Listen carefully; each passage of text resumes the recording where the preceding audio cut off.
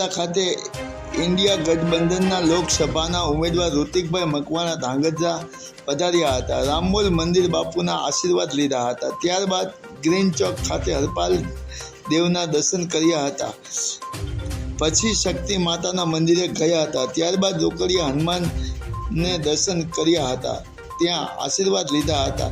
પછી સુરેન્દ્રનગર સર્કલે બાબા આંબેડકરને ફુલાર કરી નીકળી ગયા હતા. ત્યાંથી ઉપસ્થિત તમામ આમ આદમી પાર્ટીના તથા કોંગ્રેસના સભ્યો અને અનેક કાર્યકરો હાજર રહ્યા હતા. કોંગ્રેસ જિલ્લા પ્રમુખ નવસાદભાઈ સોલંકી, શહેર કોંગ્રેસ પ્રમુખ રમેશભાઈ દલવાડી, પૂર્વ પ્રમુખ વિમલભાઈ શાહ, પ્રમોદભાઈ લાલશા શાહ, નગરપાલિકાના ward number 5ના councillor ઇમ્તિયાઝભાઈ Jadeja, Alpesh Patel, Shaktisinh Jhala વગેરે ઉપસ્થિત રહ્યા હતા.